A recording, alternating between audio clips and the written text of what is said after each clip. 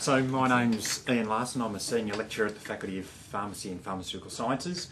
I teach in both the pharmacy and the pharmaceutical science programs, both first year, or in fact first year, second year and third year, to both courses in sort of differing amounts.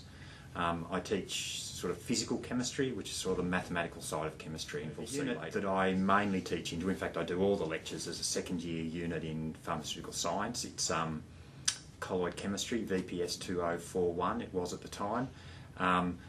We do quite a lot of maths in the unit, and even though our students come in with pretty good ENTER or ATAR scores in maths, in a lot of the other units that they do, there's not a lot of maths, so they lose their sort of maths sort of abilities reasonably quickly. Ways to come around that I thought, well, you know, what I should do is, and then Angela came along with, had the PATS idea, so I thought, yep, this is some way I can get some. I was mentored, but then here we had 8 staff that were involved in PATS, and it was basically like a daisy chain. So I was mentored by somebody else, but I mentored another member of staff. To differing degrees, some people only need small amounts of help, but we went through the process. The attraction for PATS, certainly for me, was the structure that it had.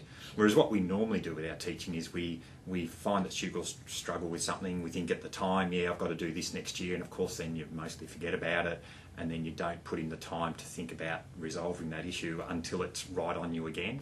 And so that was the attractive thing about PATS, was the sort of the planning that you needed to do and to follow the sort of calendar, which meant you've got to think about things in advance. Not only talk to someone, which we quite often do, but talk to someone in the right time, so you've got time to change things.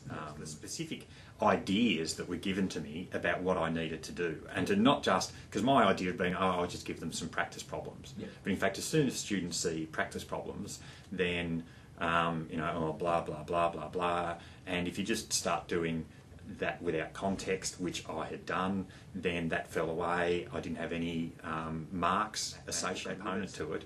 I had some extra works for the students to do, which was optional, but it was worth a small amount of marks. And then what I found, to my surprise, even though some of these things were only worth 1% of their final mark, that they nearly all did it. So I had something like 33 people in the class, then more than 30 would have done probably every set of problems that I gave them for a very small amount. I never thought of starting it early. I'd always thought of, you know, okay, now we're at the bit, so then just do it there. Whereas the advice that I got was, no, you can't just rush into these things. It's got to be continuous, otherwise they might just learn it for that few weeks of lectures, but then it'll drop off again.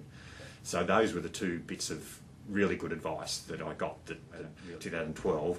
I've implemented those same strategies, and they still seem to be working successfully. Fantastic. We've continued to use, not formally, I don't think, through the program, but we have that kind of mentoring kind of philosophy here now that we generally apply. We haven't had many new members of staff here. They're mostly people that are sort of established, but that's which is part of it. It's like with anything, if you don't, you've got to do things when you need to do them, rather than just when it comes upon you that has to be done.